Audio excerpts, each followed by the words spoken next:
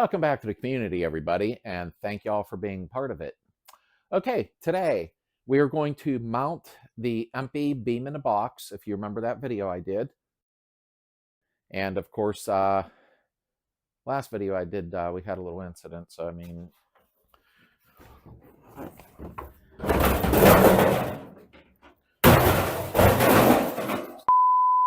It happens, though. I was glad to see people in the comments saying thank you for not editing stuff out like that. The reason I leave them things in is because it happens. You know what I mean? I don't want anybody to ever be working on their car and go, Slade didn't have any of these troubles. Why am I? Well, I do, in all honesty. So I leave things like that in the videos. I think it's kind of entertaining, even though I get angry. So we're going to mount the Empi Beam today. We are going to make sure everything lines up right. That's the main thing, okay? And I'm going to mount the 4 bolts, and then I'm going to act like it's already mounted to the car, which it will be, and then I'm going to install the caster shims. And there's a reason why. Probably 90% of you are going to have your beam already on the car still when you want to install these caster shims, which I highly do recommend, even on stock Beetles. So I'm going to do an installation on the caster shims while it's on the car so you can see what to do so you don't have to take the beam off, all right, and show you about the longer bolts and everything. And I'm going to show you something to do with the steering box. Somebody had brought up, I think it was Vintage 76 or Vintage Speed. I'm forgetting my nicknames now. It's right here. Anyhow, we're going to show you about the steering box, about knocking the tabs off, adjusting the steering box. So let's get on it. Something also is I received a motorcycle jack from VW, and it kind of looks like this. So if you want to see that, it'll be an extra video I can put up in a couple of days. Assemble it. Hopefully it's not a pain in the butt. The reason I acquired this, I shall say, I was going to buy one, and they're like, do you want one as long as you do a video? So I thought, what the heck? I think it's easier than stumbling around with an engine on a floor jack where it's tilting all over the place. I think this motorcycle jack will make a big difference where it'll lift it straight up and slide it right in. So I'll do a quick video on that. Leave something in the comments. Yeah, I want to see it. No, I don't want to see it. I would like pizza. I'm just hungry. All right, I got to take off the trunk. I probably should leave this thing off already because I have so many incidents with it, but it's okay.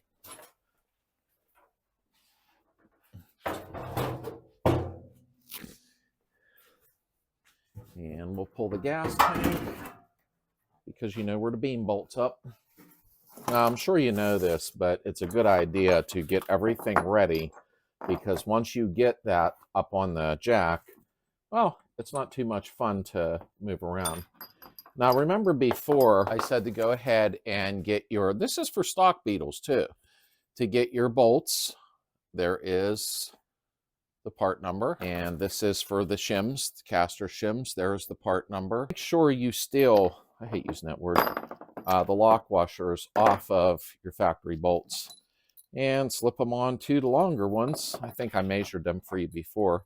We even had a machinist in the comments who chimed in, which was pretty cool. Got to have machinists. They're awesome. Make sure you get everything ready. I had brand new rubbers. I got to find them. Get everything ready because when it comes down to it, you want this stuff on the floor by you to start threading in. So let me find my other rubber pads for the top. I don't know where they went. These ones are brand new. They're just dirty from sitting in the dust. I found them. I don't know why I bought 4 of them. I know why. Those are West Coast metric. They come with a set of 4. That's the part number. And do you see why? Shock pad, body to frame. I'll show you something right now. For one thing, WCM, nice and soft. And there is my old ones, blah. So it needed new ones, but here's why there's 4. Because you need one there and one there for the beam because they go up inside of there. You'll be seeing all that in a minute, okay? But you're only using 2 on the beam. The other 2 can be used right there. You see that? I'll take a picture. And that's where the other two are for. Okay, so the beginning of the video was a couple weeks ago. I had to edit it together here. Had some stuff I had to deal with, but after 3.5 years, I have never missed 1 week. So I took a 2-3 week little rendezvous to get some stuff handled and done in real life. Okay, so let's get on this beam and let's get it mounted to see how this beam in a box from Empi fits. And then we're going to put the caster shims on, and it will be like, you know, if your beam is already mounted, how to slip them in easily and what to do properly with the bolts. So let's get on it. Now, something I want to show you before we put the steering box on, okay? On this side of the beam, you're going to see these two little lugs that are welded to it, all right? They're actually right here. Now, you can knock them off with a chisel, but make sure you touch them up with black paint. What goes there is the steering box clamp, and I'm going to show you that right now. Now, what I'm trying to show you is these two lugs, and that is the bracket that holds your steering box on. Now, they do fit nice, there's no doubt. But when you have to change the direction of your steering box lightly so it hooks up properly and runs level, you may have to knock these off, okay, and then just tighten this up. But a lot of times, too, if you need to relocate the hole on here with a Dremel, you can do that if, in fact, it needs to be moved and you don't want to move the lugs. So that's one little thing to let you know. But I'm not mounting the steering box today because I got to pull this back out because I'm not going to be running the steering column today. But those two lugs, if you need, knock them off with a chisel, touch up the black paint lightly so it don't rust there, okay? And then you can turn the steering box so the shaft lines up. I'll be doing that, but not for quite a few weeks before I mount the steering column up because I got paint work to do. So I at least wanted to show you that. Let's see how the beam fits, and let's put the caster shims in. Okay, I have my little pads here to put on top, and usually it's not fun because when they're new, they're not smashed yet, and it's harder to get it up in there. I'm going to go ahead and try to jack this up. It's easier with two people. This is a loaded beam. Usually the beams I put up have nothing. They're naked. So I get them up in there by hand. This is heavy. It's loaded spindle to spindle. I got one bolt ready just to get it started. So let's see how it goes. I'm sure this should get interesting. Hopefully not, but it will. Wow. Okay. Let me get this under further. Come on. Remember, this is heavy. This isn't an empty beam. Okay. Oh. Should wait for my son to get here. Okay. It's just tilting forward.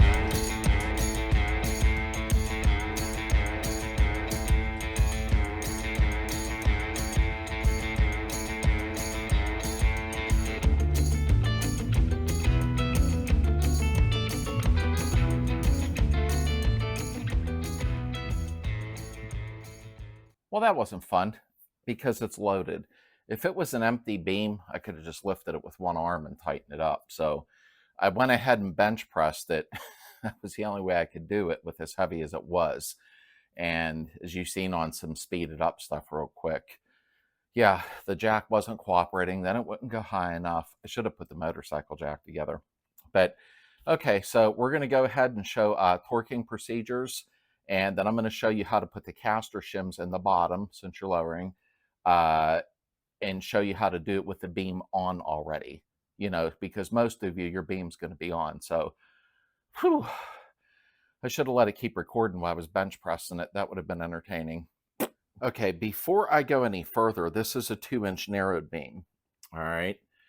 And I don't know you guys out there that already have narrowed beams, but that is really close. And there's the other side. So that's really close. So what we're going to do now is the 4 bolts are on the front of the beam. I didn't crank them tight. There was no reason to. I'm going to go ahead and show you how, if you've jacked your car up and your beam is already in and you just want to add caster shims, you know, and we won't go through all that again, why. I'm going to show you how to do that right now without removing the beam. It's very easy. I think that's about the best angle I'm going to get. So this is on your car already, okay? Left the bolt up there. Now, what you're going to do, this is on your car. Now, be careful. Make sure you use jack stands in the proper places, etc., etc. You're going to take a ratchet, loosen this a couple of turns, loosen that a couple of turns. Now, don't go taking it all the way out like a dum-dum, and then it falls on your head. Loosen that a few turns. Oh, how did I get that in that tight by hand? Oh, there we go. You just want to loosen them up so you can put the shim in. But you don't want to go taking them out for, do this at your own discretion. You just want enough to where you can pull this bottom of this beam out to get the shims in. So let me see if that's enough. Gonna pry that, no, a little bit more.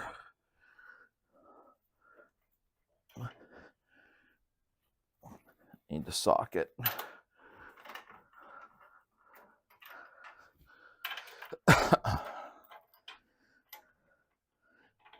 I'm pulling on it to make sure it don't pull out of the frame head. Pulling on the bolt, that is, not the beam. Okay. There might be room in there now. Let me see if a caster shim will slide in. I can't see it because the camera's in front of it. There we go. Now remember, this is still on the car. I can't get my fingers in there. Pull it back a hair. There we go. That will kick it out. You see something here. Because you want the bottom of it kicked out a little bit. And then we're going to use longer bolts in the end. Got to loosen them up a hair more. That one's loosened up enough. That one's not. Okay, that one started to come out. Oh! So I'll push it in with my knee. There we go. Now the caster shims in this side. I'm going to try to get it under a little more.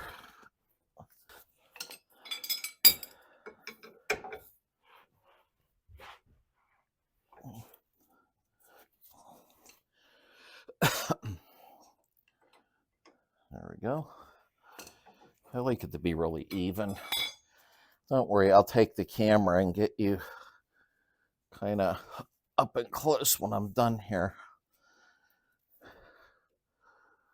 Let me slide it in the other side. And I will show you, just give me a second. This is very hard camera angles.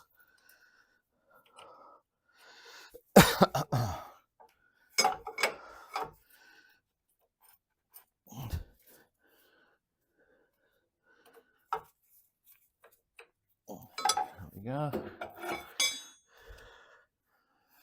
I'd like to curve this one down a little bit more.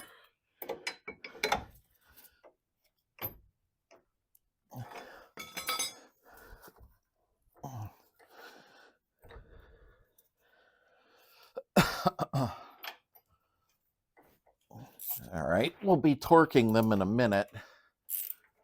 Not twerking, torquing.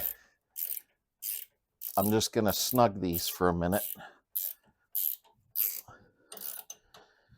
I'm sorry, I mean, this, sometimes it is hard without a lift, but I try to give you an idea of what I'm doing.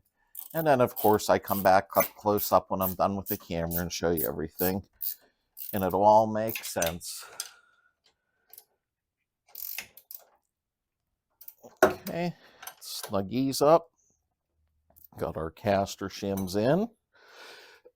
Too bad I gotta pull this back down, and I'll show you why when I'm done.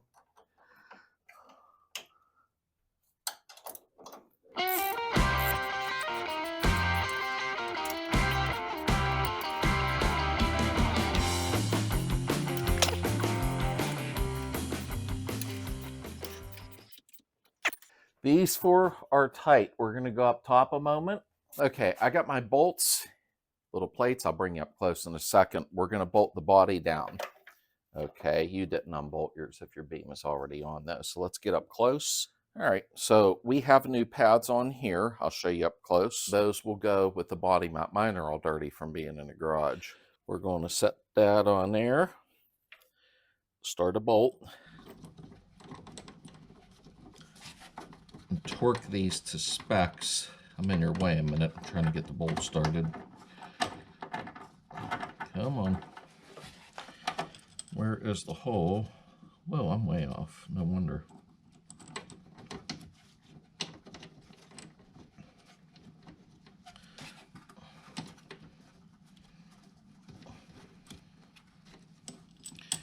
Well, that's interesting. Let me check the threads on these. Come on.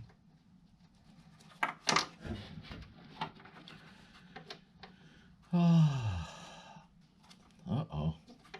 Guess what? Wrong thread pitch.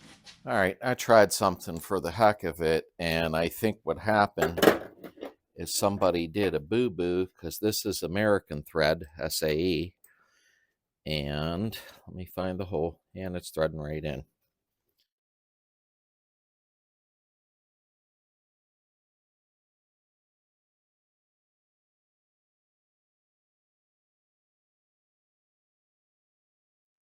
So I just thought I would show you that.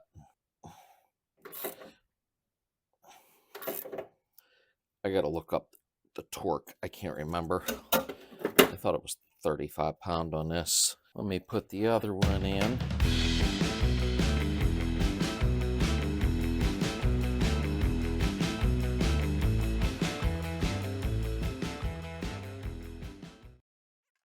All right, so our bolts are in. Okay. Now here is the caster shims on the bottom. Can you see those? And that's how they go. And then, of course, you know, even them out a little bit, but that's where they go.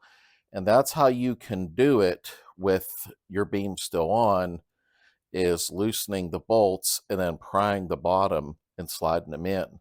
Make sure when you do that, you don't take the bolts out too far and then the beam lets loose. And there is the passenger side. So you see how they go. That one should be turned a little bit more towards the bottom. Now, when you're doing these bolts, make sure that you tighten them to specs. Now, I think they say 35 pound, but I like going to 45. That's just me. All right, let me put this steering box on temporarily. I want to see how that all lines up. So I'm going to sneak that in here. There we go. And I'm going to have to slide under with that bracket. There's locking nuts that go on there, but I'm not putting them on yet until I see what's going on. Oh, trying to reach around everything here. Okay, those are on. Just trying to get them on the nubs. It's probably hard for you to see this. Oh. Okay, let me get them started. Into a catastrophe. There we go. Which happens sometimes.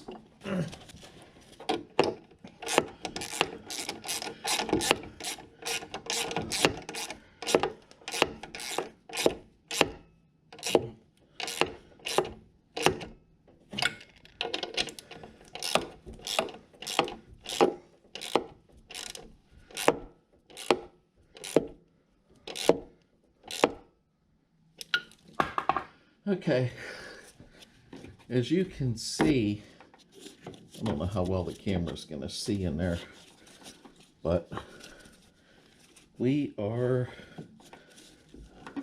it feels like it's hitting a bracket there.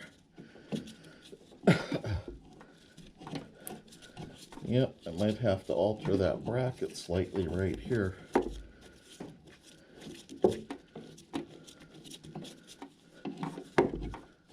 Yep, right there. Oh, geez. Yep, just a little smidgen right there, a little tap on this. You don't want to move that, but this.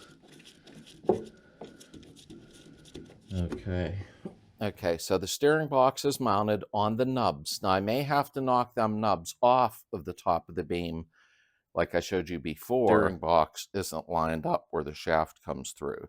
It might need turned a little, which isn't a big deal. I don't know if you understand where this is, but when you're turning the steering box, this is rubbing here.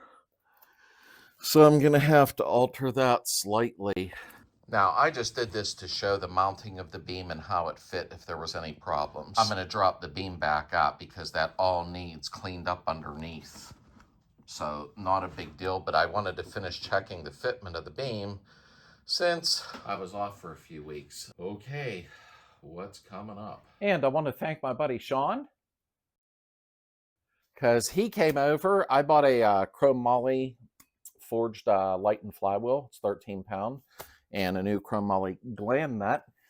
And I said, hey, help me set the end play, because he has the gauge. I got to get a gauge. I did order extra shims, you know, at the VW store when I was ready to do this. And that's where I got all this from. And he come over, even though he was going to Florida 2 days later, he come over and spent a whole evening with me, and we did this up and made it right. I can't thank him enough about that. I really appreciate him. Well, for my first time back in 3 weeks, that was a crappy film, I'll admit it. But I wanted to show the caster shims being installed if you already have your beam on your car. So it's really not a big deal. What I'm going to do to make this, and I needed that time off, I really did. So it feels good now to get back in the garage. What I'm going to do, if you made it this far, if not, then you're just not going to know. I'm going to go ahead and start reconditioning the original German tins for this motor. So I'm going to do a lot of time-lapse videos with that. And when I do the cooling tin installation video, the complete video within a few weeks here, then I'm going to go ahead and do that at normal speed. I'm going to start stripping down the front of the body, doing that body work. I'll talk a little bit, but that's going to be time-lapse too. So for those videos there, when I put time-lapse, they'll be about 20-30 minutes long of time-lapse. You're going to want to get some pop or coffee, soda, whatever you call it, and some chips and kick back and just laugh, because I'll play music throughout it.